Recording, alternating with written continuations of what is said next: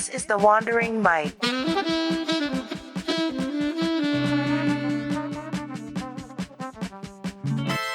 Welcome everyone to the Wandering Mike. Tonight I'm here with Dave. Hey Dave, how's it going? I'm good. How are you, Mike? I'm great. Had a good day. I had a pretty good day. Ended at the gym. Got my energy levels up. That's good. Yes, but freezing cold here in New Zealand at the minute. It is. So, yeah. They told me winter is gone, but came right back. Well, the guys on site today said it was almost snowing. It was hailing here, like for 5 minutes. It was actually hailing, which was weird because the sun was still shining, and then just rained down on those glass ceilings. Yeah. Back at the lounge. Yeah. Weird time. So, to get us started, maybe just give us a little bit of information about yourself, whatever you would like to tell us. So, what's your story? What's your background? Anything. So I'm from Melbourne. Lived there most of my life until about 10 years ago when I decided to learn French and go over to France for a couple of years, which turned into 10 and then a citizenship. Right. And I finished up in France and then wasn't quite sure what I was going to do in life and was sort of looking for work in Australia. And a job came up with a company I'd just left here in New Zealand. They're building a new quarry over here. So I used to design those in France. And so I'm over here helping the customer do the installation of that. So I'm in New Zealand or in Christchurch for about 6 months. I've been here at the hostel for probably 3 or 4 months now. And that's where I met you. So yeah, just waiting for summer to come so I can start exploring New Zealand again. So Right. yeah.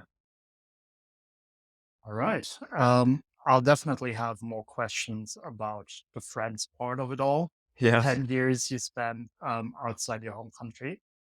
But another question that we always start off here with the podcast is, what is your dream?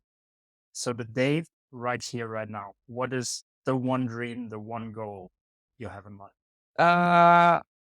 I think one thing I've always wanted to do, and I sort of lived this out a little bit, is build a house.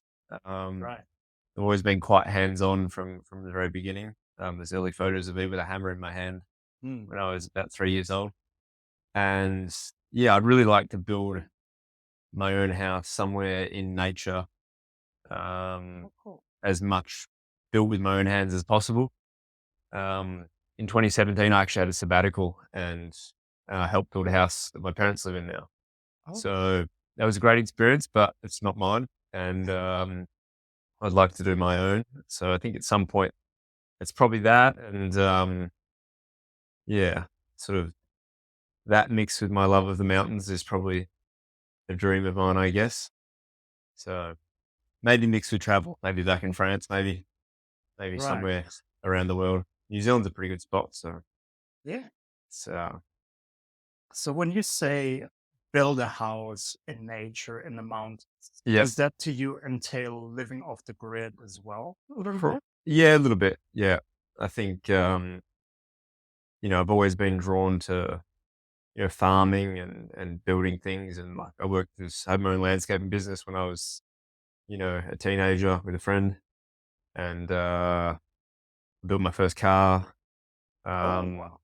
Yeah. So I've always liked doing that. So I think getting back to some sustainable living and building your own thing. And, it's pretty much all I watch on YouTube is how to build things and That's cool. people doing cool stuff. So I mean, it gives you a lot of freedom and flexibility in this world where basically less and less people know how to actually do stuff themselves. Because yeah, without YouTube we can't do anything.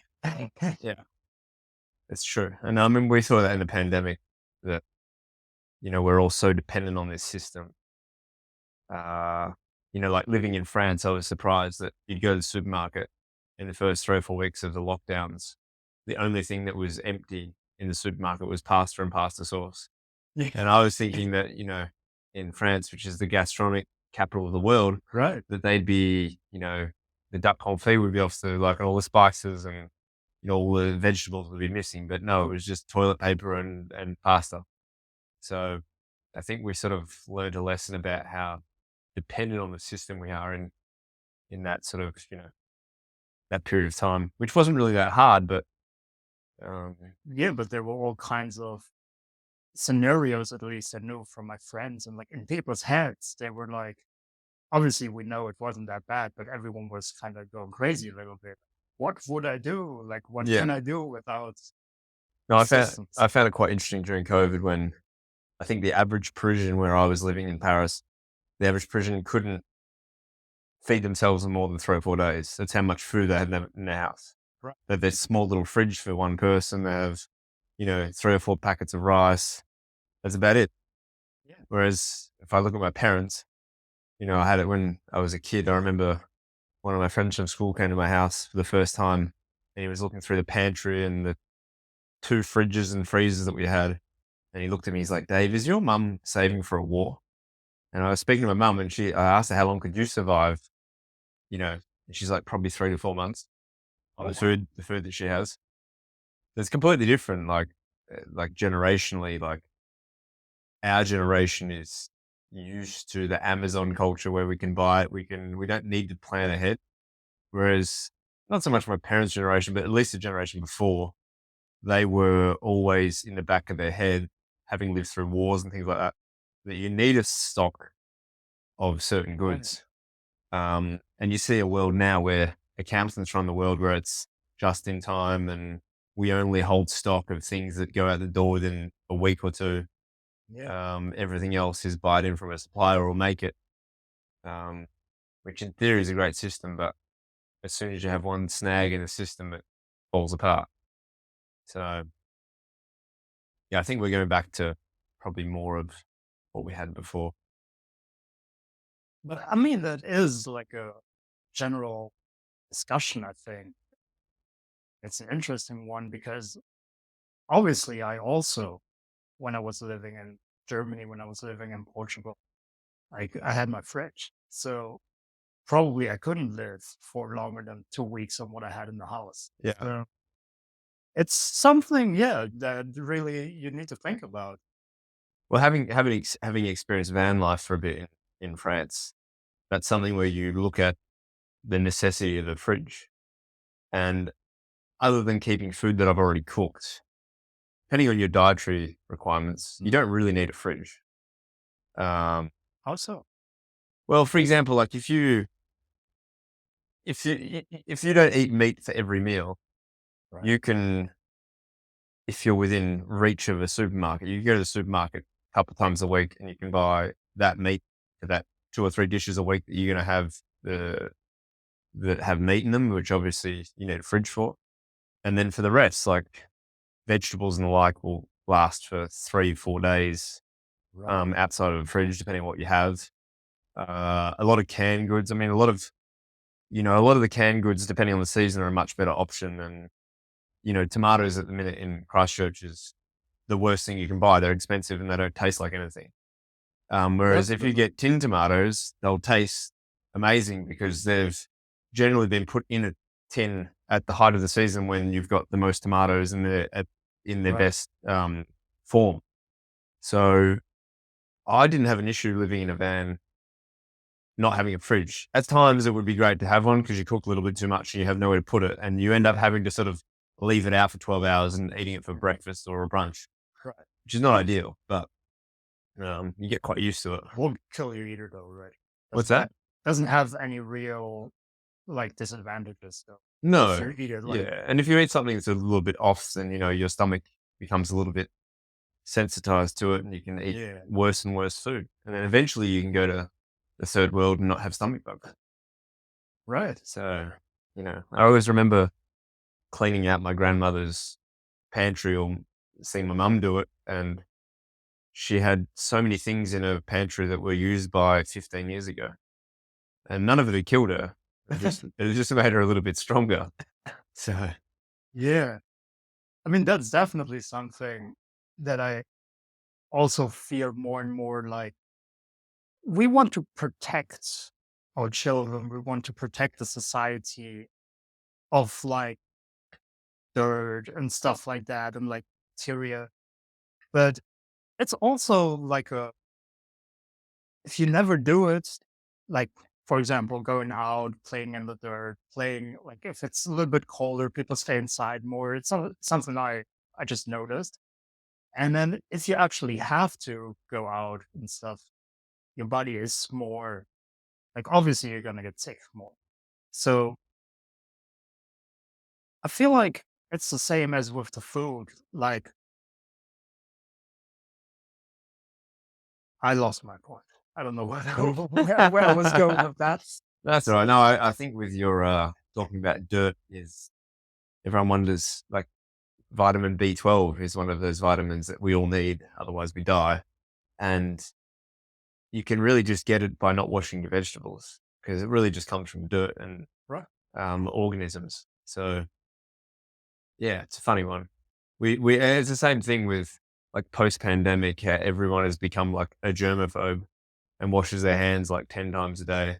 Yeah. You know, if most people are over that now, but a lot of people are still in that bubble where they think they need to protect themselves from everything. They need to protect their children from everything. But this is actually a necessary evil, if you like. It's something we need to prosper. Um, Yeah. and just getting a jab to not get sick for me is just all part of being a human being. You get sick from time to time. And the better health you're in, the easier it is for you to Yeah. filter out these bugs and not really catch them. So Right. Yeah, that's what humans have been doing for generations, right? yeah, Just but now we have a pill for it. So yeah, exactly. yeah, just like we have a pill to allow us to eat bad food and not get No, fat. Yeah, which is a great invention, isn't it? it is a great invention. Yeah. Uh, but you already mentioned your van life. Yes. Uh, in Paris. You want to tell us a little bit more about So I think the van was one of those things that for quite a long period of time I wanted a van. Um, I thought it was a really cool way of exploring and I got a van. I had in France you have so many holidays that well I didn't personally know what to do with them. right? Because in Australia we have 4 weeks, and in France they have 5, and in some companies like mine, you have what they call in French is a different word, but in Australia we'd say an RDO, a rostered day off. So the idea is that your contract says 40 hours a week, you actually work 44 or something like that, and every couple of weeks or once a month you get a rostered day off, which Mm. basically counteracts the extra hours that you've worked. Doing my job in France, I had 2 weeks of those. So in effect, I had 7 weeks of holiday. Oh, Plus, you have 2 weeks of 2 weeks of public holidays. So in France, 9 weeks of the year off, yeah. and doing projects. And this was my choice. I often didn't take all of my holidays, and Mm. I ended up accumulating. I think I had about 9 or 10 weeks that I had to take. Otherwise, it would. I think they were just going to take it off me. They weren't even prepared to pay me. Mm. Um, and that was due to COVID and, Mm. everyone was thinking the world was going to end. And anyway, so I had really no choice but to take them. So I thought to myself, this is probably the perfect time to buy a van. And the timing was actually great because just, sort of probably June of 2020 and all these businesses were like getting rid of vans and trying to save money. And so there was a lot of vans on the market. Because people didn't really need them now that you couldn't travel. Well, no, it was more so that businesses saw the economy slowing down. So they were selling assets. Oh, it was more businesses. Yeah, and so I bought like a business van. It was like a delivery van almost. A very new car. Um, and it was a Volkswagen Transporter. It was only a year and a half old, no windows in the back. And so I bought it and I think I had about 6 weeks to transform it into something to travel in. Yeah. And luckily one of my really good mates in France, he's a table maker. And so I was able to use his workshop in the center of Paris to fit my van out. And so I sort of 3D modeled my van because that's sort of what I do for the job is a lot of 3D modeling design. So I designed all of that up and then I went to his workshop, on Friday and had a day off or, on, And so I do that all in his workshop, and it was a real rush to get it finished, but I did. And it was functional. There was still no windows in the back of it. I never actually put windows in it, which was a huge benefit and also a bit of a trade-off. So it's like you could park it anywhere and no one knew it was a van. So Right. I could just sleep in the middle of a city. And that was really useful. So mid 2020, I went, went traveling with the van. And I started in Italy with a French mate of mine, and we went rock climbing in the Dolomites. Oh, Uh, was with him for probably 3 weeks, and then I sort of continued elsewhere. But yeah, amazing way to travel. And it's, for me personally, I love the freedom of it and the lack of stress. Not that the holidays are stressful, but they can be depending on how you do it, where mm, you have to think about what's your next move and have we, or have I got a hotel booked? What yeah. time do I need to arrive? Like all these things. Whereas if you've got a van, the only thing you really need to worry about is, have I got fuel? And have I got food? Right. And if you've got those two things, you're pretty much okay anywhere. Yeah. So it's very sort of liberating in that respect. And it's also a very cheap way to travel, and a really cool way to, I thought, to meet people. There's a real sort of van community, and there's like, I was using an app in France where people would pin on a map like good spots, and they'd rank them based on, is it flat ground? Is it got a toilet? Is there a good view? Is it next to a freeway? All those sort of things. So Is that a France exclusive app or just I a don't think so. It's called Park Fortnite. hard Fortnite? Yeah, and everyone in Europe, sort of from what I could see, sort of use that. But that was really, really useful. Yeah, it sounds interesting. Um, Sounds like a good app. yeah, because parking in like a McDonald's car park, for one night is okay, but Right. yeah, there's better options, and that's what the app's all about. So yeah, so no, I love the van life. It's great. It was actually quite sad to sell it in the end, but it is what it is. I couldn't leave it with my friends for 6 months. 3 months was enough. Yeah. So So you mentioned you built like the interior of the van all by yourself. yeah, Obviously, you having a designer background kind of came natural to you, I reckon. yeah, But a lot of people listening to this maybe are as intrigued by that as I am. So if someone would take an ordinary delivery car, ordinary van that isn't supposed to house someone, yeah, what are the tips that you give people just trying to build their interior or like the whole van in general? yeah. I think watch as much stuff as you can on YouTube. There's so much good content out there. You just need to look for it. And what I did was uh, take a fairly standard design. There's trade offs in every type of design. Like design as a field is all about trade offs. Where do I want more of A or do I want more of B? And you can't have both.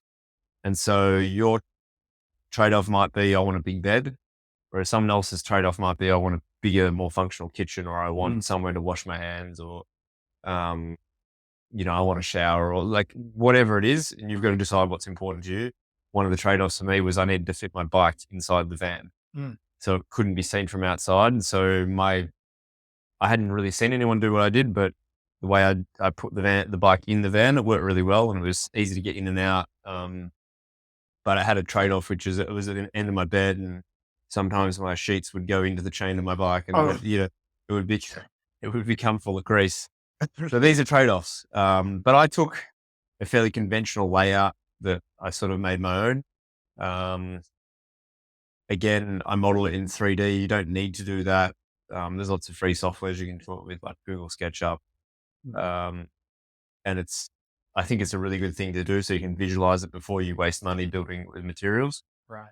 Um, Yeah, but it was quite cheap really to fit the van out. Like I probably spent at most a couple of €1,000, like maybe 1,500 euros for like a new battery, some electrical. Like the electrical I didn't do myself. I just bought a kit because it was just Mm, easier. And like the problem was in Paris, I didn't have any tools really. So you're sort of limited in what you can do. And you also don't want to buy a whole lot of stuff that you only use a quarter of it. Then where do you put it? Um, Whereas in Australia, I've got all my tools, and yeah, I probably would have done it a little bit differently. And resources, different resources in Australia, people I know, and tools at my availability. So yeah, and I did my whole van with plywood. So instead of doing lots of different pieces, I see people do like, all these, they buy, bits of timber and sort of screw that to another bit of timber. And I used Mm, plywood and just cut it to size, and it was a lot easier. And plywood's a very cheap material. Um, and it looks very neat when you're finished. So yeah, comes down to sort of, yeah, how your experience, I think, with building. Sometimes it's better to just buy something that's finished. Um, Especially if you just want to get on the road. You don't want to spend 4 years building a van and never really getting on the road. right. Um, and I think vans are a lot like a lot of things where your first one doesn't have to be the best one, or like for example, when I started riding a bike, like I bought a road bike that was $1,000, and then I bought another one that was $2,000, and then I bought one that was $3,000. Mm, I got more and more into it, but like I didn't have to buy the best bike in the shop at the beginning. And the same is true of the van. Like as long as you got somewhere comfortable to sleep, there's always going to be, like I didn't have any windows that kind of sucked when it was mm, raining outside because you couldn't look outside and it was just raining, so you couldn't leave the door open. yeah. Um, but it worked really well for me. So No, yeah, but it actually didn't sound too expensive when you mentioned that. So no, and to when get you, started, yeah, I mean, don't when you put it in context, like obviously the van itself, I bought a new van which was expensive. right. But I bought an expensive van for some reason. Volkswagen vans, maybe it's the fact they're German.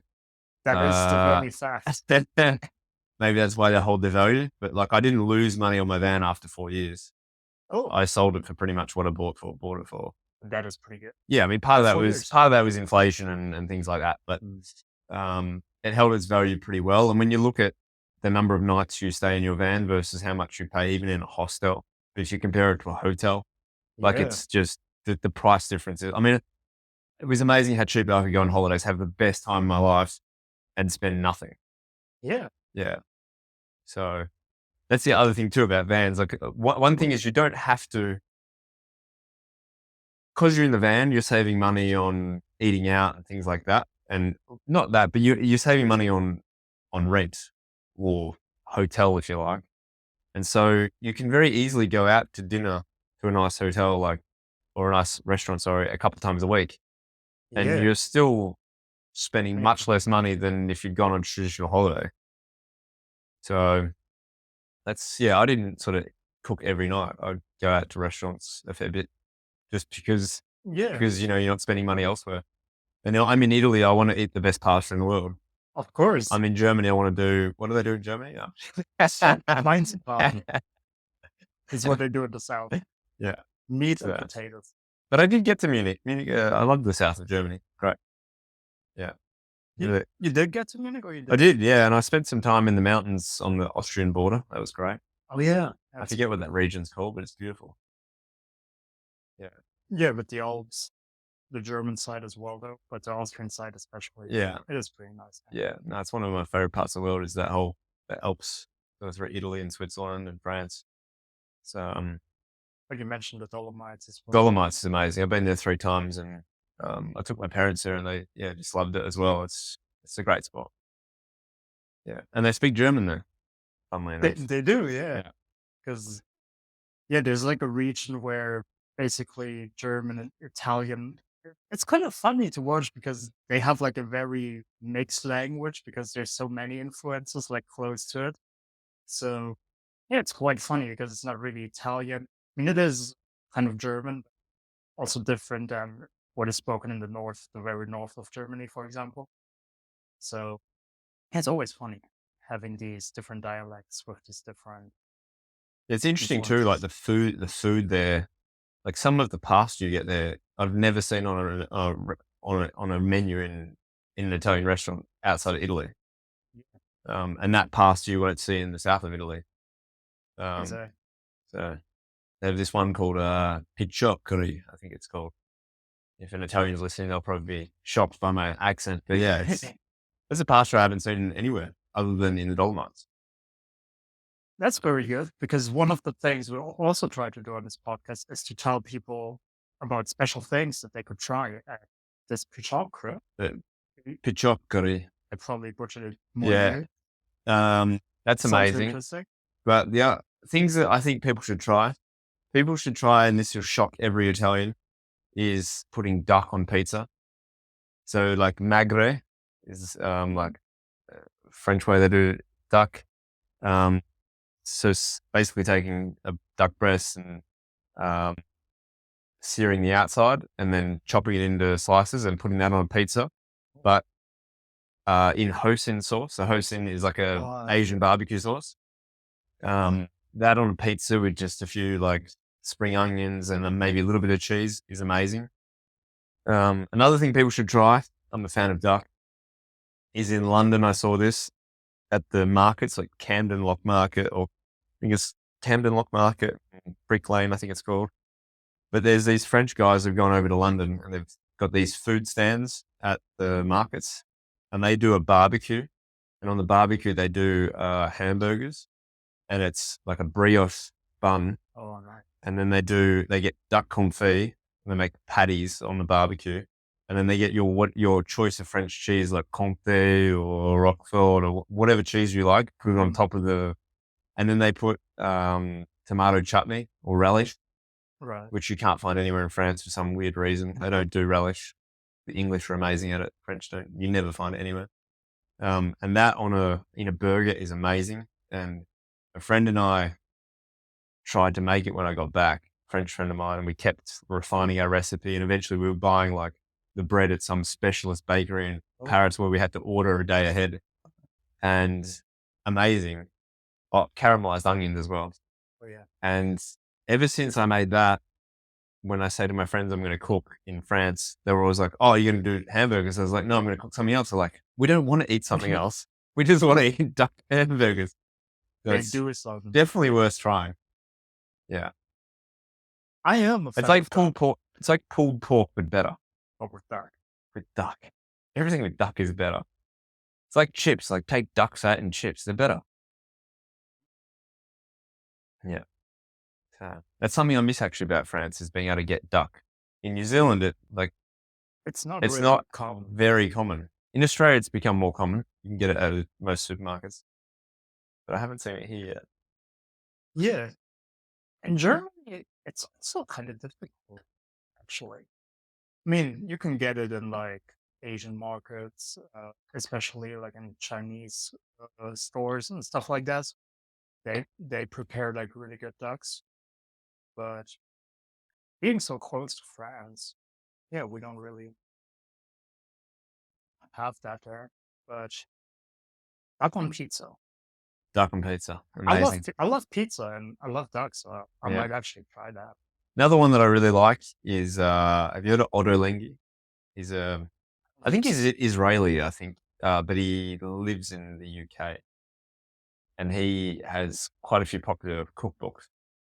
And one of his recipes that I really like is mushroom lasagna, Oh, which I'm not a vegetarian, obviously, with my love of duck. Uh, but he does one where it's like a kilo of mushrooms to make one lasagna. And you right. cook the mushrooms in the oven, like you cut them into very small chunks and then cook it in the oven, cook it right down until it becomes not much. Mhm. And then he uses dried mushrooms, which dried mushrooms are amazing. They add so much flavor. And so you get them out of the packet and then just rehydrate them in boiling water, add a bit of stock in for a bit more flavor. And then, yeah, combine that all back together with sort of carrots and onions and things done like you would do in a sort of traditional lasagna, I guess. And then, yeah, stack it back up, make your lasagna. It's actually really, really good. And the mushroom is how you can cheat the meat flavor. Like a lot of these, Right. um, like vegan meats or like vegetarian meats that they're making in the lab, a lot of it like is based on like a base ingredient is mushrooms. That's how they make you think it's meat. It's got very similar properties Yeah. in terms of flavor. That's also an interesting one. I think I told you as well, but at least I told it on the podcast so people should know lasagna is my favorite dish. Really? Yeah, it really is. So, We have to try it. It's not traditional. But, I mean, that's another thing. Another one they do in France actually, which is really good. It's not lasagna, but parmentière de canard. So it's parmentière. It's like basically they do duck confit, mm. which I think I told you I liked. duck You might have confit is mentioned. like, it's almost like a shepherd's pie, but like the bottom part, instead of being mince, is duck, and then it's mashed potato on top. Mm. Amazing. Amazing. Yeah. Probably a very good way to get fat, but it's an amazing dish. Yeah. Yeah. Other than that, not sure what food I need to tell you about. Australian Thai food is very good. I couldn't get that in Yeah. France. It's different. It's just, I don't know. It's just the flavors are slightly different, and like massaman curry, which I told you about, Which I didn't have seem tried. to be a big thing in France. Occasionally saw it.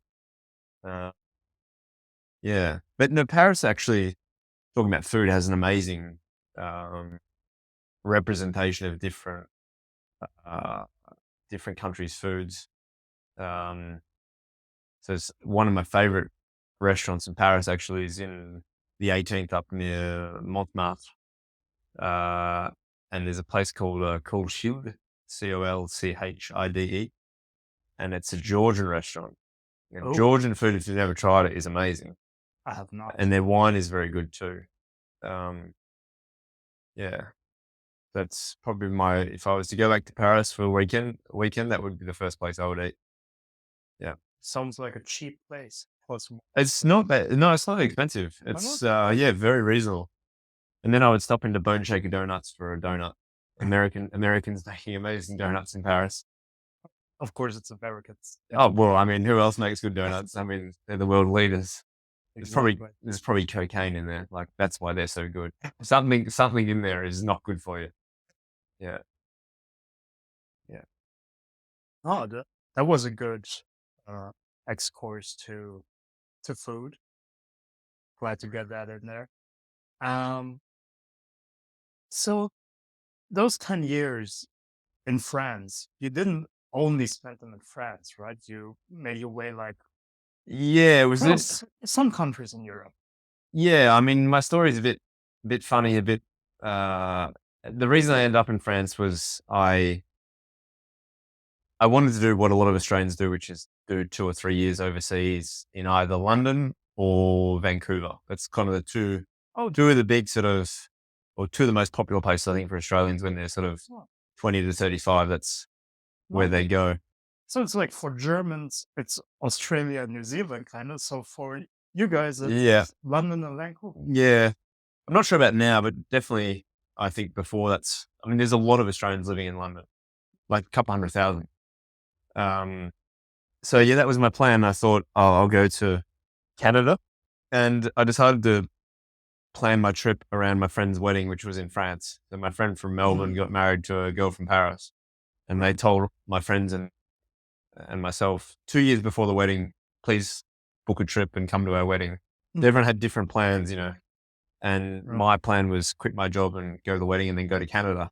Yeah. And I was a bit bored in life prior to the wedding, and I thought I need a new sport or a new pastime or something. Mm. And for some reason, I decided it would be fun to learn French. Having learned a bit of Spanish traveling through South America, Right. um, and so I started learning French. And after a couple of weeks, I was really into it and hadn't told any of my friends who were going to the wedding. So I Mm. decided to just keep it a secret. Oh, And so for 9 months, I was secretly learning French. And the whole time, I had to lie to my friends quite often. So, for example, like I remember one day I was on the train going to the city, and there was a big game of football on, and my two best mates, their two teams were playing, and one of them rang me. It's like, oh, like, we're going to meet at the game at 2, but we're going to go to the pub for lunch at midday. Like, if you want to come, because I was going to the game as well. And I was like, oh, sorry, I can't. I'm meeting my brother for lunch. I never meet my brother for lunch. I was going into the city to have a French lesson. right. And so I did this for like 9 months, where I just blatantly lied to all my And friends on and the subject of why can't you come, or what are you doing now? And I was learning French, or, so they never found out. well, they found out at the wedding when I wasn't best man or anything, but a friend of ours had organized a video, and I said to him, maybe I can present it with you, and maybe I can do Mm. it in French. And he's like, what do you mean? And I said that to him in French, and he was like, what? Oh, So that's how I ended up in France. And I was still planning, even when I was learning French, to go to Canada. But by that stage, I'd become at least conversational in French. And I have a British passport. So France Mm. was probably a better option. Well, that was my thinking at the time, was if I can get a job in France, it would be quite cool because I'd learn a language. Two, I thought maybe I would have more chance of getting a professional job as an engineer as opposed to working in hospitality, I think something like that, because they could see that I could stay there for as long as I wanted. Whereas Canada, it's kind of like, oh, he's only here for 2 years or 3 years. Do we Right. invest? Do we give him a good job? That sort of thing. Right. So I had a friend help me with my CV.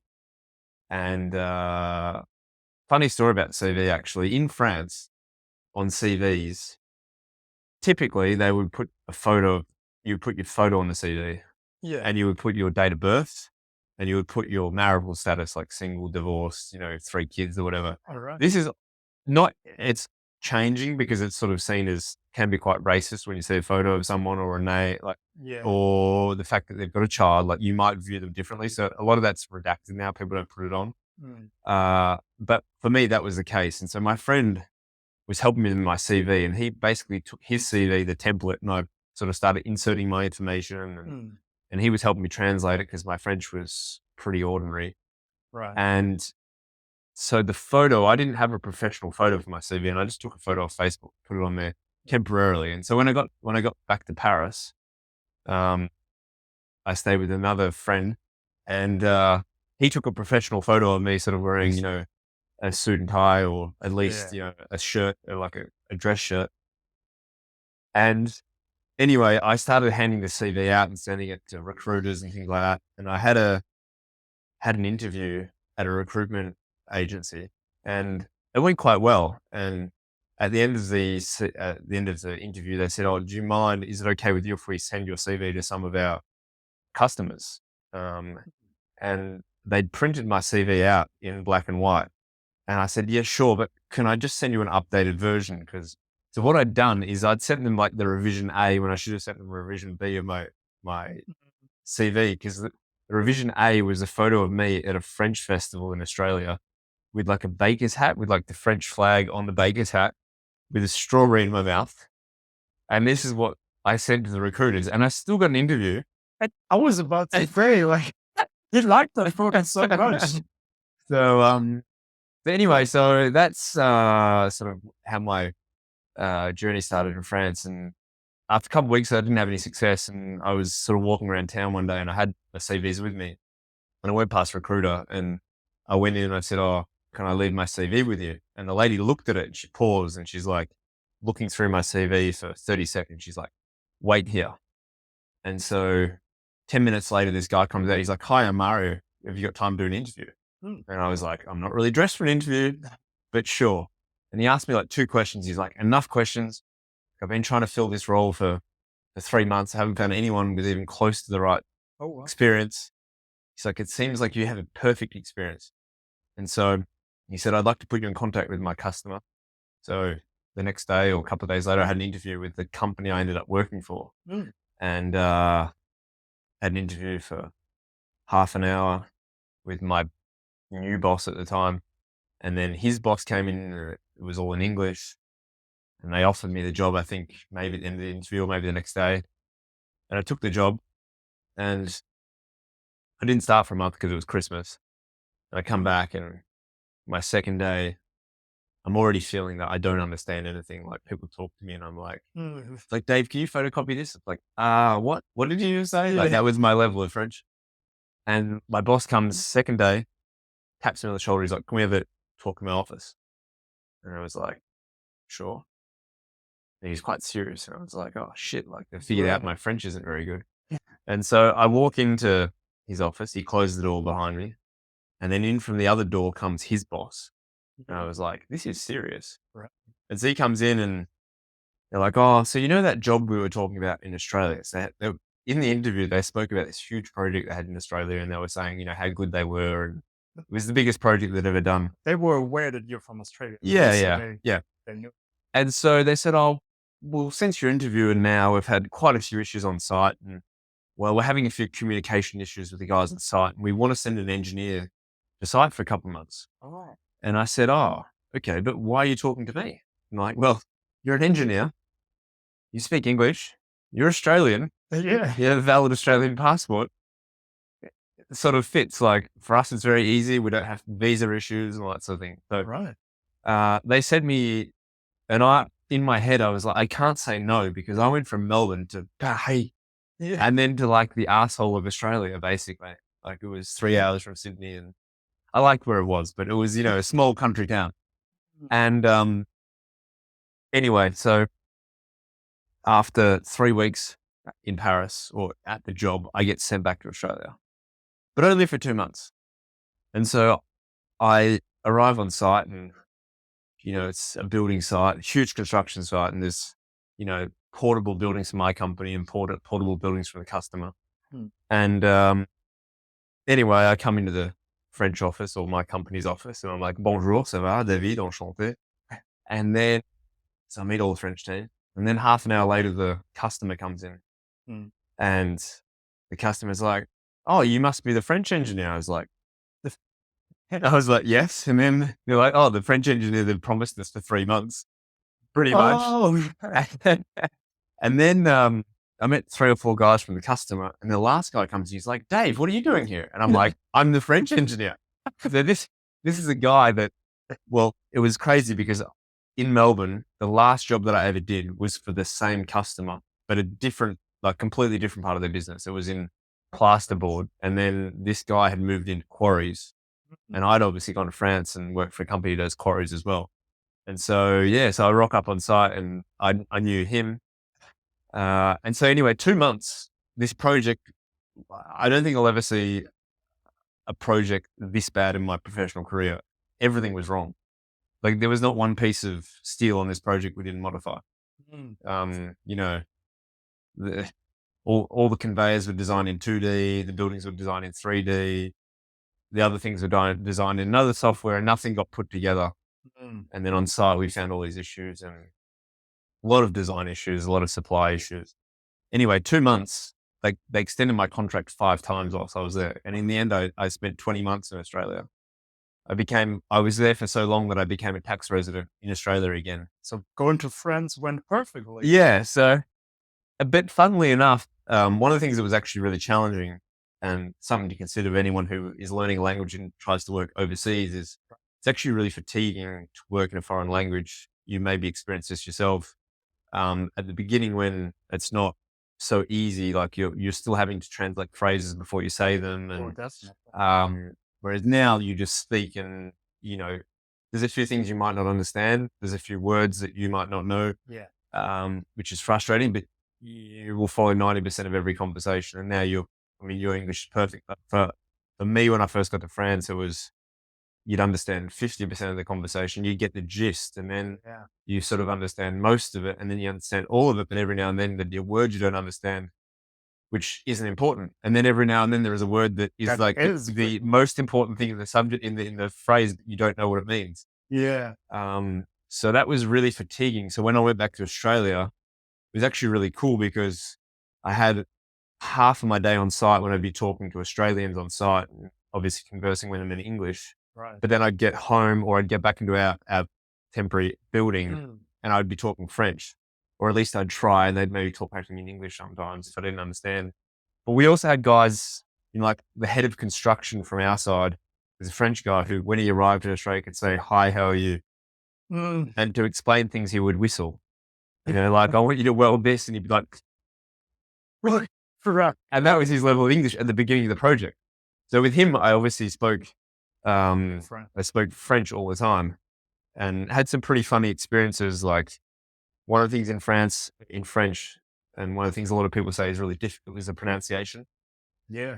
It doesn't sound, Spanish when you read something, it is pronounced the same way that it's read. And in French, that's more or less the case, but a lot of the time it doesn't sound anything like what you think it should. Mm. And anyway, on site, this French guy, Jean-Louis, who didn't speak much English, one day I was looking for a piece of steel. And so for a beam, the word in French is poutre, Poutre. And then I would say, I'm looking for this put. And Right. he would be like, yeah, I think over there to the left, behind the red, whatever, like that's where you'll find it. Mhm. And so I'd go and I'd find it. I was like, I'd find my piece of steel. I'd move on with my day. And then a week later, I'd come back and it was like, oh, I'm looking for another put. And he's like, oh, I think I saw that the other day down there. And I would go and maybe I'd find it, maybe I didn't. And after 3 or 4 weeks, he's like, David, if you're really looking for a put, put. It's like more like, center of town behind the train station, which means like a hall basically. So Yes. put, put. And for me, it sounded the same, or I didn't know the nuance. So that's how you learn. It's funny how you learn phrases in different But languages. that definitely like exists in a lot of languages. And it's like when you're starting out and it sounds pretty much the same to you, but then these words, it's like in Portuguese, they have a funny one too, where it's pão, which means bread. So you want to order some pão with the nasal sound, Yeah. but a pão is dick.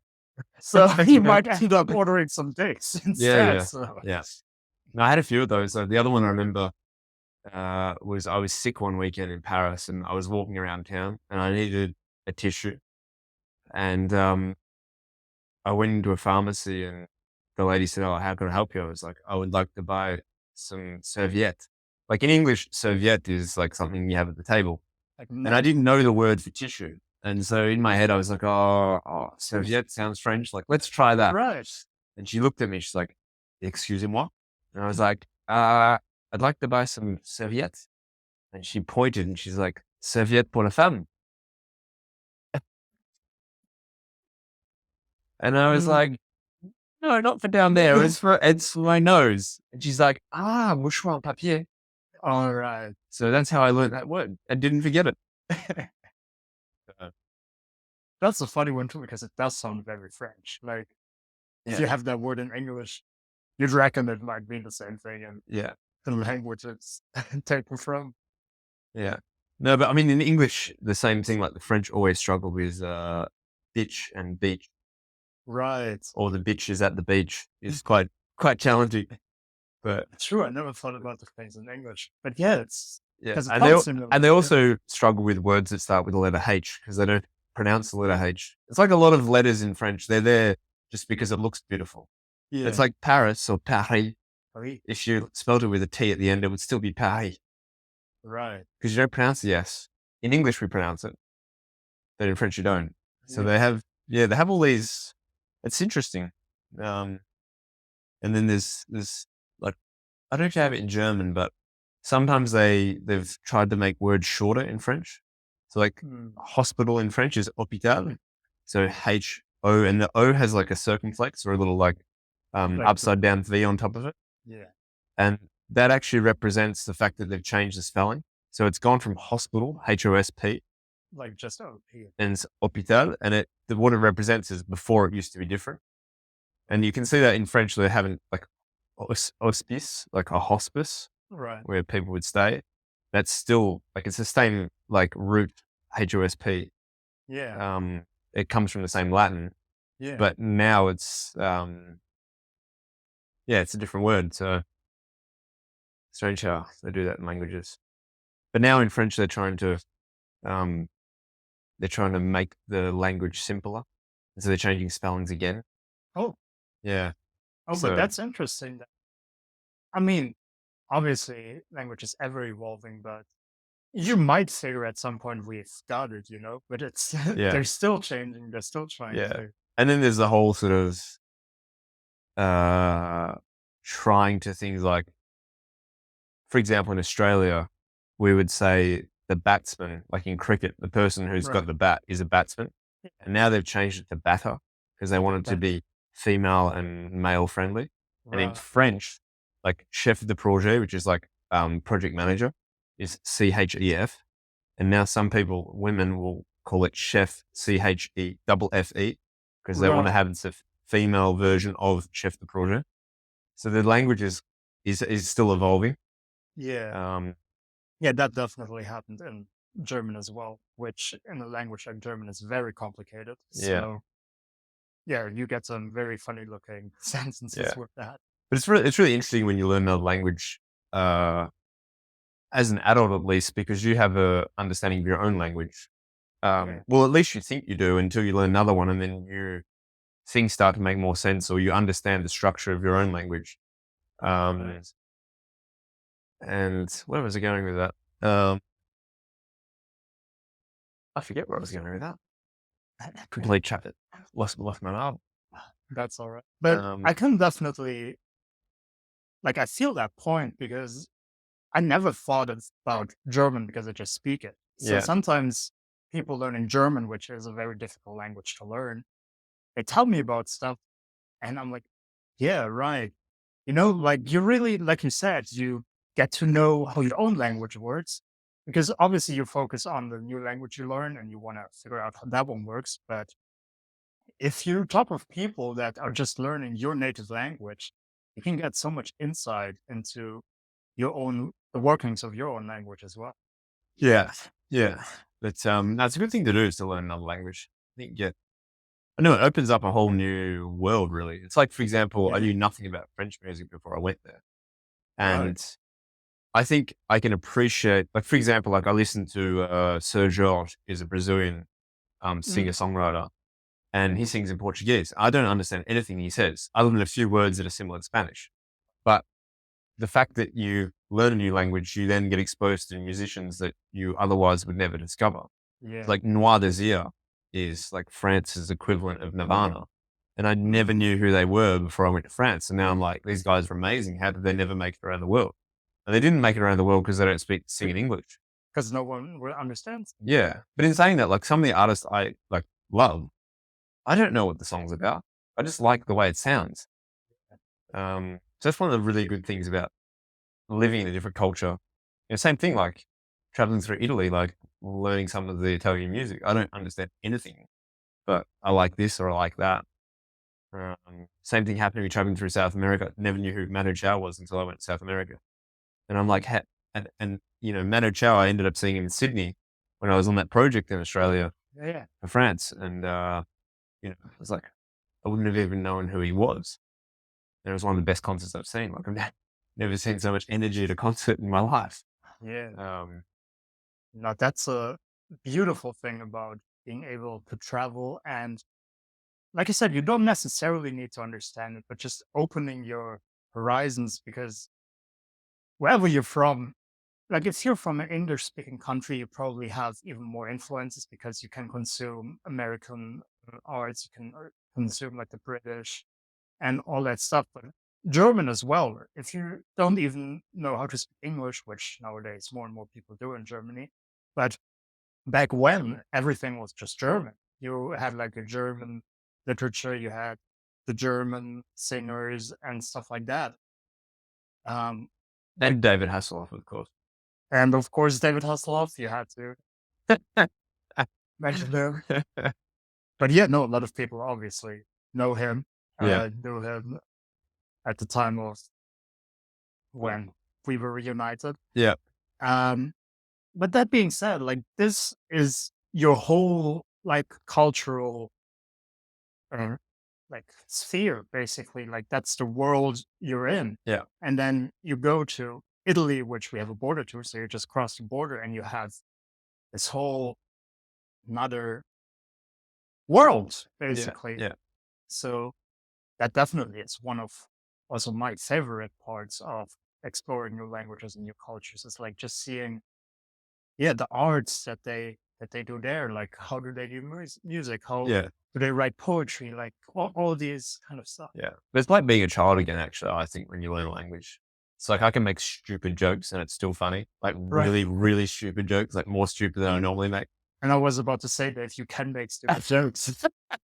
But I love that. And it was funny, like I could get away with saying certain things that were just wrong because Mm, I was like, oh, I didn't understand. Or like I would make a joke, right. all right, but like make it in a way that people didn't understand that I knew what I just said. Mm, That was really, I love that. But when I got to a point that my French was good enough that I couldn't use it as an excuse that I didn't understand what I just made. Like I said something inappropriate. Right. Before it was like, oh, he just doesn't speak French very well. Yeah. Whereas now it's like, his French is still rubbish, but he understands exactly what he just said. So it's totally unacceptable. Well, unacceptable, sorry. Um, yeah. But that's why would like to learn Spanish again, just so I can become that sort of child again and go back to sort of really basic level in a language. Yeah. Um, so But that is kind of beautiful part about that I experienced everywhere I went, even in Indonesia or Thailand, which Indonesian is actually a very easy language to learn yeah, because it that's doesn't what. have Yeah, any grammar yeah, whatsoever. So you basically are just learning vocabulary. There's like a structure that is mostly accepted by society, but even if you shuffle the words around completely, you will still be understood. yeah. So it is But I mean, every language is simple compared to German. I remember being in Colombia and I had a Spanish teacher for a couple of days, and I was complaining about Spanish grammar, how it's so yeah, complicated because in English we don't have masculine and feminine, we don't have conjugation. right. So for me, it was just so much more challenging. Like in English, it's like I kick, you kick, we kick, they kick. And it's like you only need to know kick. Whereas in Spanish and in French, you have to learn like kick with like weird endings and like different endings based on you, me, Yeah. her. Um, and I remember complaining to her, and she's like, and she had been married to a German guy. Oh yeah. She obviously saw the light, and now she's single again. Um, but she had a sheet of paper, like an A4 sheet of paper, and she drew a circle, like a small circle, Mm. maybe taking up 10% of the page. And she's like, "You see that circle? Inside that circle is Spanish grammar." She's like, "You see the sheet of paper? That is German grammar. Stop complaining." Well, So the book that page was in is finished yeah, because they go overboard. yeah. But there's a few really challenging languages, like I think Mm, Hungarian is really challenging. Um, And then, of course, you've got the Asian languages like, Mandarin, which is a whole nother whole, game. yeah. Like, But it's amazing. I think the thing that most people underestimate is how quickly you can learn a language and how people who think they're bad at languages with the right method become really, quite quickly become quite good at a language. And the thing about learning a language, like learning almost anything in life, is when you're a complete beginner, you can get from complete beginner to like top 20% in the world in about no time at all with the right method. And that's one thing with me with French. Like I got to a point where I just didn't care that I was making errors because I'd achieved my objective, which was right. speak, be understood, tell stupid jokes, talk about, life. I Yeah. didn't need to be grammatically perfect. I didn't have to have the best accent. Right. Um, and yeah, if you have the right method, and most people have the wrong method when they go about learning languages. Um, Interesting book I actually was speaking to a colleague today about, which is called Fluent Forever. Yeah. I just wanted to bring that up because Yeah, so I've sent that to you, I think. it helped me learning Spanish. It really did. Yeah, and it's method is so much more important than time spent. Um, and so in this book they talk about flashcards and how the very sort of beginning point of learning a language is having a flashcard where it's like bicycle, and then on the other word it's like on the other side bicicleta in Spanish, for example. Yeah. And so that's step one. And that's you translating between one language and the other, which is not how like a bilingual child will learn. They will have two, like they'll turn their brain on and off from different languages and they'll say, what's that? And they'll say, bicicleta. And they're like, yes, like in a different language. And Right. that's how they learn. And so that's sort of step one. And then you can sort of ramp that up by instead of using your native language, like for me, it's English, have a picture of a bicycle, and then on the other side has the word for bicycle in that language you're wanting to learn. Hmm. Um, and then they recommend in this book making your own flashcards, where they recommend going on to Google Images dot, for example, for me it was dot France. Hmm. And so look for the word. And so as an example, I wanted to learn the word pregnant in French, which is enceinte. And so I looked, and the book says some images are much better than others. So things that grab your attention work really well. So things that Yeah. are really sexy or, even racist or wrong or funny Right. or, you know, Because they stay in your they mind. stay in your mind. So like me cutting like a picture of someone like having their head cut off is much more your brain is fixated on that much more than someone sitting in a field. Yeah. So I was trying to look for the word pregnant, and I just saw all these pregnant women. I was like, which image do I? They're just all pregnant women. And I kept looking down. I was like, that's my image. And it was a picture of Shakira in a bikini, pregnant. And Just like that. I still have that image in my head, and I still know the word. It's just so powerful to learn that way. Yeah. Um, and it's interesting, like a lot of things you think, well, how, what's the difference between a young girl and a niece, for example? Both Hmm. are possibly, depending on ages, but both are a young girl. Right. And so what you would do is, and this is the reason that you and I should have different flashcards, is that your flashcards would be, if you had one, would be a picture of your niece. And for me, it would be Right. a picture of my niece, Yeah. as opposed to just some random girl or, someone you know. Exactly. Yeah. Um, that works really well. And then there's all these websites as well where people record themselves saying, like native speakers saying a word. Mm. So one of the problems you have is a lot of people they learn from a book and they get really good at grammar and they learn a lot of words, but they can't pronounce the words. They can't Never speak, spoke. never spoken. Um, and this is a really good way of actually getting pronunciation right is you hear it and then even recording yourself and then comparing the two Yeah. and trying to improve the way that you say things. Um, and then another thing, actually, I was talking with my colleague today and he was saying he wanted to learn French and he said maybe he's Irish. Maybe wanted to go back there at some point to Europe and, when he's retired and live in the south of France. Pretty cool. And I Yeah. was saying to him, one of the things he should do, and I found this a really good way, was you can obviously, you don't want to just 100% self-learn. You need to be interacting with others and ideally have some sort of a teacher. Hmm. You can learn a lot on yourself, by yourself. I think like 80% of what you do should be on your own. You can get really good at learning grammar and learning vocabulary, but you need to obviously practice and speak and have Yeah. people correct you and be around native people. And one of the things I did was we have a website in Australia called Gumtree. It's like sort of online, you can sell and buy things and Mm. services and things like that. Kind of like. Like marketplace. Yeah. And so what I did is I advertised on there as like, I'm looking for a native speaker to talk to. And so I ended up just meeting up with random 18 to 20-year-olds who were traveling through Australia from France, Oh. who had very little money and they wanted a job. They just. And so instead of paying $25 an hour to be in a class, I was paying $25 an hour and buying someone a drink for one-on-one class. And everyone's like, oh, but you need a good teacher. You don't need a good teacher. When you're a beginner, all you need is someone who's a native speaker who can have a very basic conversation with you, correct a few things, and that's it. And so I would have the same person for 2 or 3 weeks and then they'd leave Melbourne Right. and then I'd find someone else and I'd have the same conversation again, but with a few more extra phrases that I'd learned between, the last Right. person and the new person. And so I was saying to my colleague, I said, oh, I should put you in contact with a hostel here because there's all these guys looking for a job, some of Yeah. which are French. And then I was thinking, it'd actually be a good little thing for the hostel is to start some sort of a service where you just teach people to learn whatever language is your native language. It's actually. 'Cause, like all these German guys, you're like someone in Christchurch wants to learn German. Um, and they're probably quite happy to pay someone 15, $20 an hour, which is probably what the person would earn, working at a bar. Thank you for giving me a plan for my last 3 So weeks in this is your new business idea. That is a very good idea. So yeah, that for me worked really well. But it also makes a lot of sense from the learning perspective. Yeah, because the So problem, just me, native people. yeah, and the problem you have in a class is that you have one or two things will happen. One or three things really. One is you'll be at the perfect level and you're the average student and the class is perfectly tailored for you. Alternatively, you'll be the worst student and you'll be like, what does bonjour mean? And then the third option is you're the best student. You're like, can we please get on? I'm like, I've said bonjour 100 times. Like, I want to order a beer.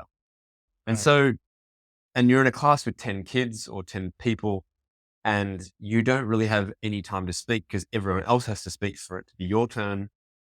Whereas if you're one-on-one with someone, you're talking all the time or listening all the time. Yeah. And so you're advancing much quicker than someone in the class. Another thing the book talks about is, which I think is a really interesting concept is you want to learn the most used words in a given language. So what you'll actually find is that if you have, 1,000 words, if you know 1,000 words in a language, you can actually understand probably 50 to 60% of everything that's said. Because most of what we say in language is very simple things. I want, need, mother, father, take, really simple words. And you can use these words to create a phrase. And so, problem you have in most language schools or in a lot of language schools, a lot of books, is that you might spend the first 2 weeks learning the family: mother, father, brother, sister, niece, nephew, stepfather, Hmm. you know, sister-in-law, Creepy uncle. whatever it is. And you get, you might have a test at the end of, like, if it's in school, like you might have a test. We've done the family. Yeah. The problem is, like, you know the word for niece, but you still don't know the word for want. And so without the word for want, the fact that you know the word sister-in-law is kind of useless. So at the beginning, you want to learn these most used phrases first so that you can actually form useful sentences like, I want a beer. Where is So, the bus stop? right. As opposed to, have you got a sister-in-law? At that stage, like at some point, you need to learn the word niece. But if you look at, Yeah. in the book, they talk about, like, statistically speaking, the word um, mother comes up 70 times more often than the word niece in English language, written, spoken. Right. Um, so why are you learning the word niece in the first month? It's totally stupid. And this, I think, is the reason people get discouraged and think they're bad at languages, is because they spend time on things that aren't useful at the beginning. Yes. At some point, you need to learn the word niece, but not in the first week, not in the first month, probably. Yeah. Um, and then I think the other thing is, like, just learning things you're interested in. Like, you don't want to learn words about football and sport if you're not into sport. Like, learn something about Right. whatever it is that you're into. Um, Horse riding. yeah.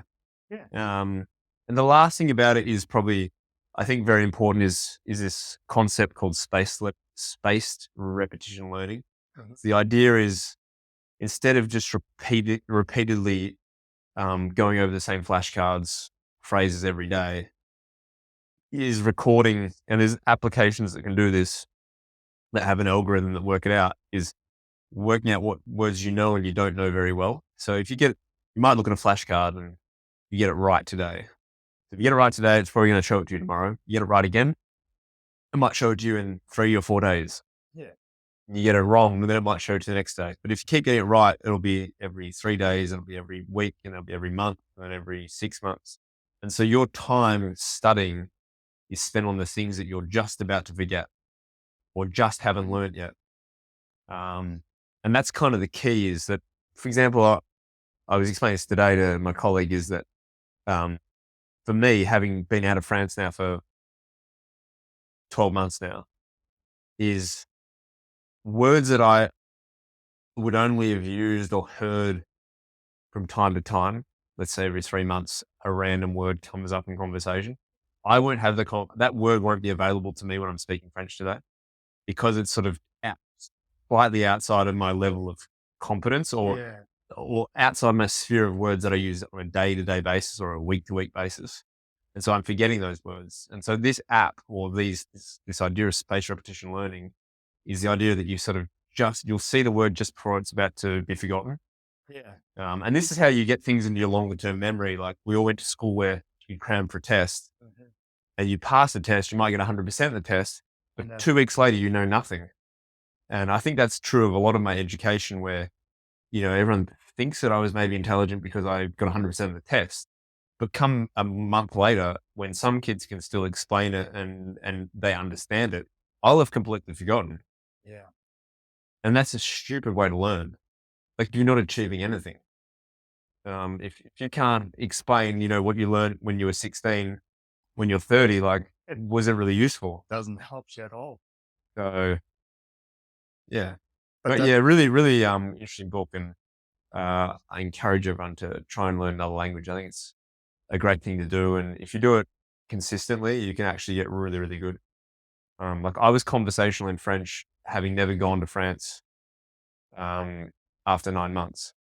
The yeah. conversationals, everyone says, "Oh, you're fluent." And fluent's a very hard to determine word, whereas it's definition's very fluid, hence the word, like, fluency. But um, yeah, you can get you can definitely get to a point you can get around the country and, ask for directions and all that sort of stuff in the space of 6 to 9 months. And Yeah. I think I actually learned quite slowly because I didn't really get onto these techniques until Mm. later on. I think if I use this knowledge that I have now to a new language, and I was actually had the time and I was dedicated and I had a reason to want to learn it, I know I could learn it very quickly. And the other thing's true, like the more languages you learn, the easier it is. But you become more dumb in your own language, which is the other problem. It's like you've got 5 words in your head for the same object, and Hmm. so you're a little bit slower at speaking your native language than the other native who doesn't speak another language. Yeah, It's that's just a a good strange point. concept. Like you become more knowledgeable, but you become a little bit, you become less fluid at your own language. Put it that way.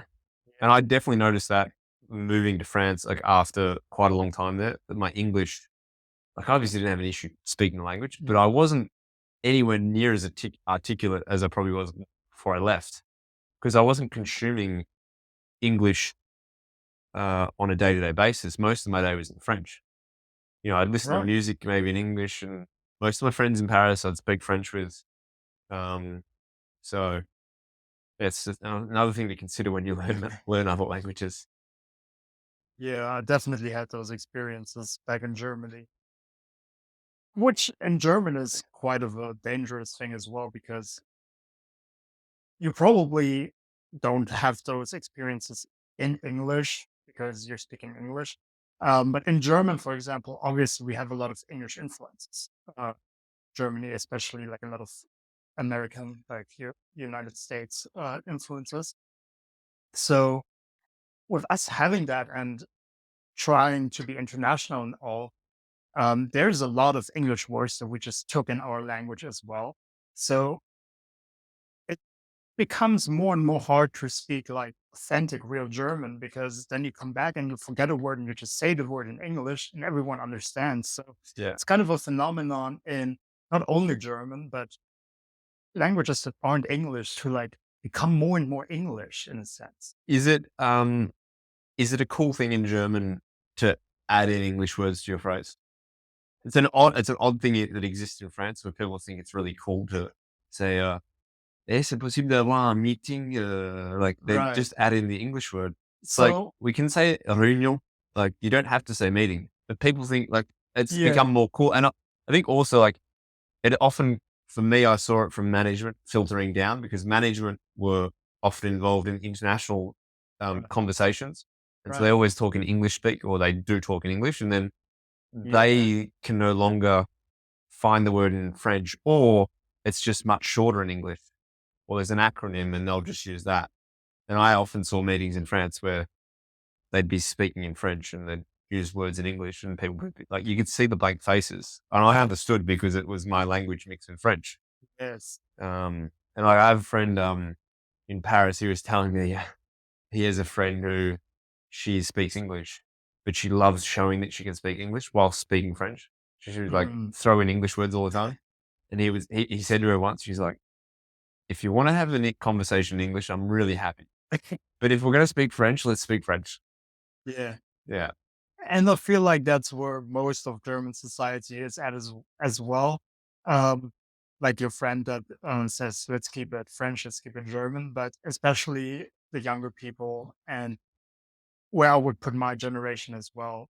Yeah, you can say it's considered cool, like it's more accepted to speak in English. But yeah, actually at my other job, it was kind of funny too, because of the way it was set up, because it was a call center for the German market. Um, as the whole project was doing the German and the Dutch market, though, like the training, and I was given the training, was given in English because we had two different markets there.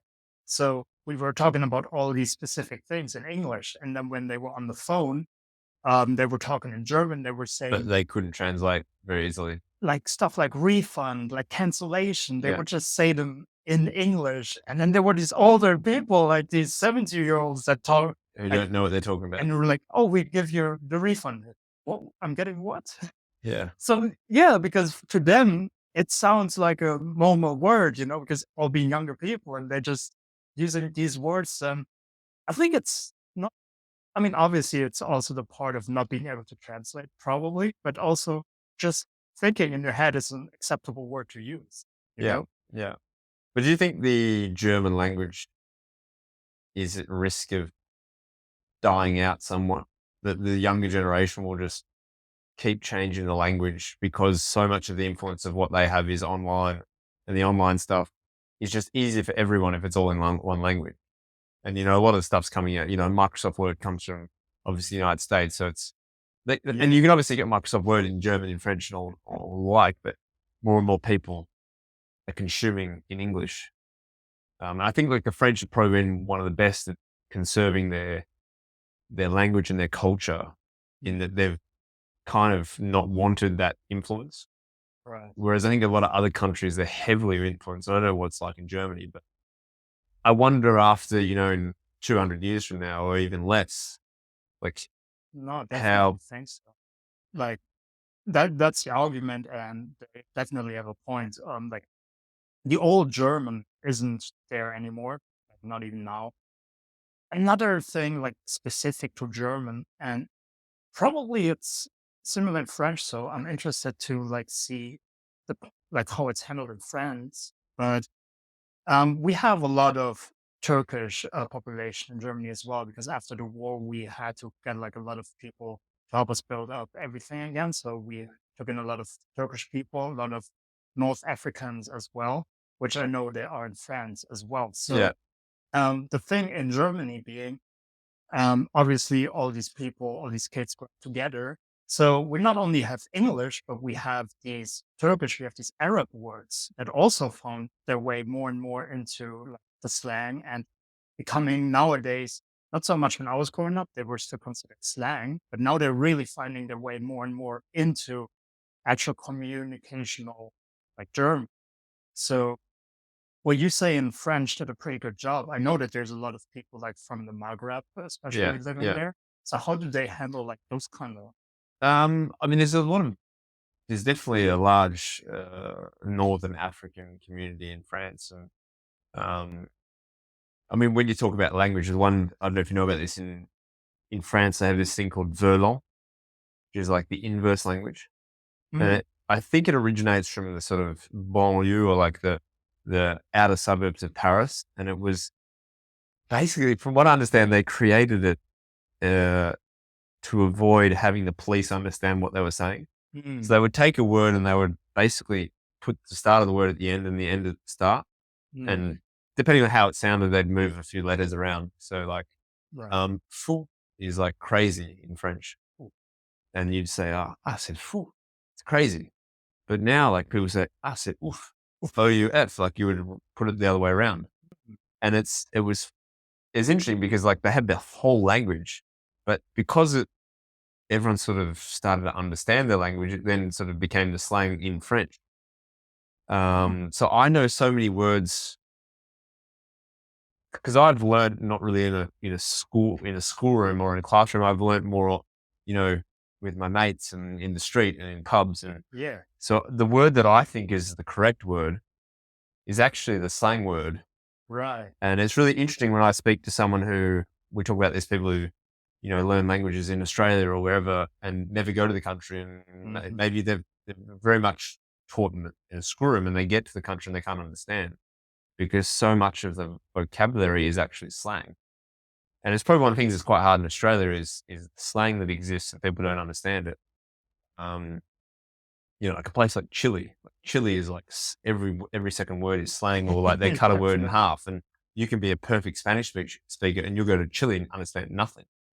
Yes. And accent has a bit to do with that as well, which, um, like I don't know about Germany, but the difference between an accent in Paris and like Marseille is huge. Yeah. Um, and for me at the beginning, like I'd go down, I didn't understand anything. Like I'd understand Parisian French to a point, and then I go to Marseille, I was like, what did he say? All right. But even to the point that French people, like first time I ever went there, I went with two friends and they were moving down there. And we Mm, were sitting there in like the Vieux Port, or the old port. And we were at a terrace, and the bartender comes across, or server. And I'm like, oh, what beer do you have? And he's like, names all the beers. And, is it, draft beer or whatever. mm, And I turned to my French friend and I'm like, Dimitri, like, what did he just say? He's like, I don't know. And then I turned to Cammy and I'm like, Cammy, she's like, they have 6 and 64. They have Carlsberg. Yeah. But it was like, I didn't understand it as a tourist. And then I was like, And but what, the French guy doesn't understand it either? yeah, that's So, completely, yeah, completely different accent. But now, like, can tell where people are from more or less to a mm, point at least. Whereas before, like, everything was just a blur because it all sounds the same. yeah. Um, That was something in Portuguese as well. When they always like, I think it's pretty much the same to an extent. The North and the South, they always sound a little bit different, having different words. And funnily enough, they always like to ask the foreigners, like, can you tell the difference? Like, they're like, can you tell the difference when we speak? And at first, like I said, it's like, no, to me, not at it's all. just all, it's Yeah. all Portuguese. But Yeah. you catch up to these nuances, like, once you, Can you tell the difference between New Zealand and Australia? yes, Because that's quite similar, it is, but depending on who you speak to, obviously. you wouldn't say beat, for example. Like, you know how they stretch their E's, like, Yeah. really. And they say hey a lot. Hey, yeah, the hey, Yeah. yeah. That way, Hey. there's a question. Yeah. Right. That's actually, I don't know if you've ever noticed that in Spanish, but when you read a book, you often don't in English. You get to the end of the sentence and you're like, then you see the question mark, like, oh, it was a question, it wasn't a statement. Mm, Whereas in Spanish, stoned. I think they're so intelligent. They start the sentence with an exclamation mark upside down or and a question mark upside down, so you know that you're reading a question. And I'm like, Yeah. and when I got back from South America, I started doing it in English. And everyone was like, "What are you doing?" And I was like, "That way you know it's a question." But No. very intelligent. Um, I know what I was going to get to before actually, when I sort of lost my train of thought, was Hmm. how language changes, uh, and we're talking about sort of, I don't know, I don't want to use the word woke, but language change of like chef, like double FE, I Oh, spoke yeah. about earlier. Um, and how in English, one of the things I noticed getting back to Australia or speaking English was the fact that the plural of you doesn't exist.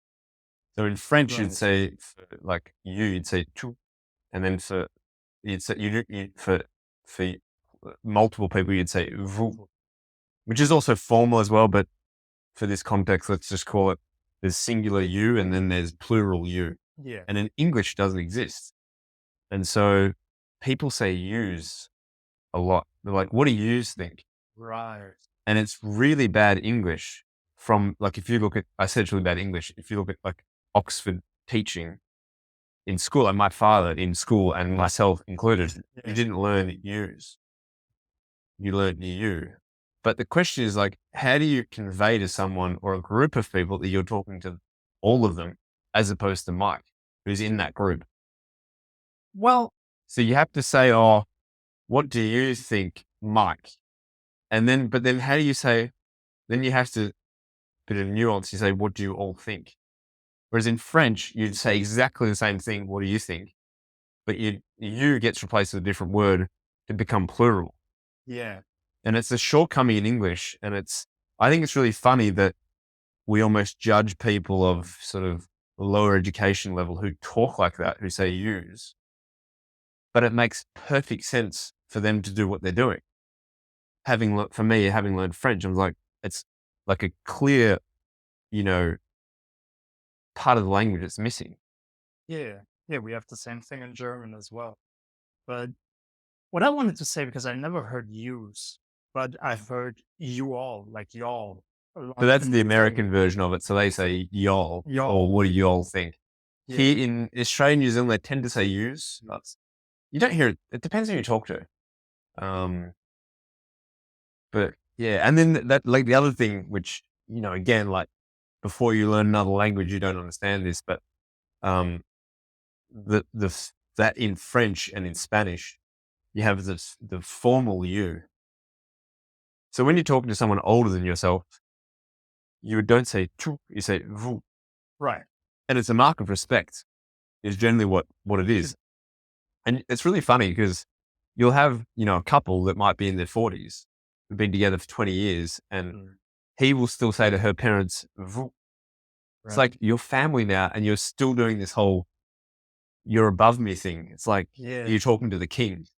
Yeah. It's quite odd, but it's really strange because, as I said, you would use it for someone who's older than you. So if you're 20 and talking to someone who's 50, you would say, "Vroom," generally speaking. Yeah. And I remember being in like a mountain cabin once, and we were all at a table, and not many people knew each other.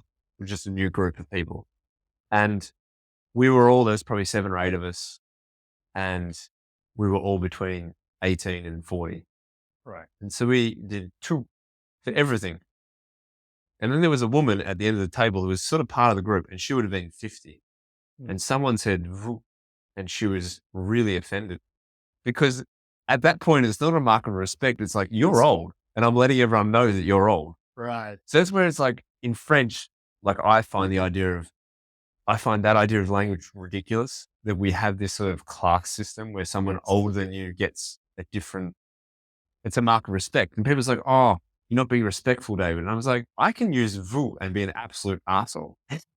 Like, respect is not what you say, it's how you act. I mean, obviously what you say as well. Like, you can't, say certain things and be respectful, but you can talk however. Like, you can talk, doesn't matter how you talk, as long as you're respectful and your actions obviously is where that respect is given. Yeah. So it's a strange thing in French. But that is actually knowing a little bit, like knowing German, knowing Portuguese. Yeah. It's the same there. So it's actually one of the things I don't know a lot of other languages, but I feel like English is one of the only languages who actually doesn't have the differentiation. And I always found that the best part of English Yeah. because it makes, like, in my opinion as well, it shows like in the mentality because people are just so much more open towards each other. And you just on the street, you say, "Hey, how are you doing?" And German, you would also say we have the du, which is tu, and sie, which is wo. So it's basically you're offering the du because usually anyone you would meet on the street, if they're not a child and like a lot younger than you are, even a person the same age, you don't know them on the street. Yeah. You would use the formal one. So, and the same in Portuguese as well. They have the same structure. So for me, yeah, that's one of the things that I like that English doesn't have that, Yeah.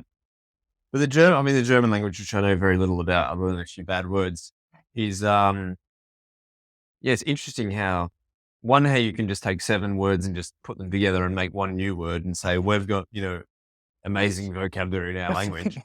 But the other one is like I don't know of another language. Probably there are other languages like this how they have masculine, feminine, and neutral, Right. which I think is an interesting concept. But like it's like the Germans future-proof their language against like you know this new woke woke culture where we have they. Whereas in English we had to create a new word. You already had the word. Kind of. Yeah, Yeah, kind your of. ancestors were thinking way ahead. The, well, I don't really know because I haven't really been in Germany for the last 4 years. So I don't really, but in my mind, the whole damn day never really found its way into German though, because we just, yeah, they just don't do it. But how does so? I mean, I Because don't you know. wouldn't use that's the thing, you wouldn't use the neutral one because it's just so inhuman, you know? You wouldn't, because it's defined as not being human pretty much because it Oh wait, comes, sorry. So you have masculine, for example, table in German is feminine or masculine, it's masculine. and bed is. Neutral. Oh, really? Yeah. So why? So what makes something neutral? Is it just kind of the way that the word, like in for me, the reason something is masculine or feminine in French is because le something sounds better than la something. Right. That's how it's kind of been chosen, I assume. And I'm wondering in German, is it like they had masculine and feminine and neither of them sounded good, so they're like, we have to have neutral? Or does it actually have, does it have a rule that Well, no, means that non-human objects or no, I have to retract what I just said because actually the girl is neutral in German. really? Yeah. So the article for girl is the neutral one. The the thing is, if you're talking about pronouns, because we also have neutral pronouns, Yeah. that's where the neutral pronoun is, I believe. Well, again, not really, because if you would refer to the girl, you would use then also the neutral pronoun. So Complicated. it's something, yeah, I actually. But it's always something I struggle with in French. And, it's definitely, it's there where someone can pick up straight away, other than my accent. But, if you're in a nightclub or whatever, like, and someone doesn't really understand doesn't hear your accent that well, they can pick up that you're not French just because you say le table when it should be la table. Mm, Um, and, but you can cheat. This is another thing with languages. You can cheat. So if you go to like the boulangerie or the bakery in France, and you're like, I want a pain au chocolat. And you think to yourself, my first time in France, is that I want une pain de chocolat or un pain de chocolat. So instead of ordering one, you say deux pains de chocolat, and that way you can never, if you order two, three, or a multiple, you can never get the masculine right. feminine wrong because there's always les. And the same is true in Spanish. Yeah. You can cheat. So depending on what you're buying, it can work very well. If you're buying a car, it's probably not the best idea. Yeah, it's not the best for the minimalist lifestyle, is it? Yeah. That cheating part. Yeah. But yeah, that's the thing we kind of talked about, right? You don't really think about your native language except when you really talk about those specifics of the language. And then Yeah. sometimes you don't really know how it came about. Just Yeah.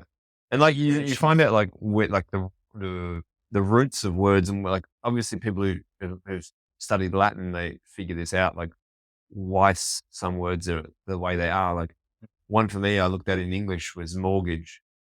So borrowing money, like mortgage is mort, M-O-R-T, which means death, and then age. It's like death, age, like is the idea of a mortgage that you just like you die with it. Like where did that happen? Where did that but come from? nowadays it definitely is. Yeah. So But yeah, I feel like we already had a very interesting conversation, but I'm not gonna let you off the hook yeah. before you tell me about the penguin. Oh, the penguin. I got that written down. It's the only note I took. um. So so I studied engineering and finance when I was at university, and there was a group of 4 or 5 of us that were quite close, and strangely enough, uh, myself and another person in this group, we both got jobs, and our companies worked for each other, or my company worked for his. And then 2 of the other friends in our group, the same thing happened with them, where they were working for each other, just strangely enough. Mhm. And anyway, what my best mate from uni, he actually lives in France now, and he went to work for a pharmaceutical company in Melbourne, one of the biggest companies in Australia.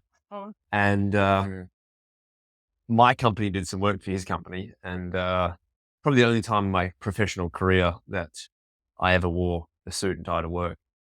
And this has nothing to do with the Penguins, but my I was meeting with my boss and 2 of his bosses, like 2 above him, right. and at this company. And at the start, we're sort of getting shown through, and we're in a corridor, and my friend comes past, and he sort of says hello to everyone, and he comes past me, and he just grabs me on the ass.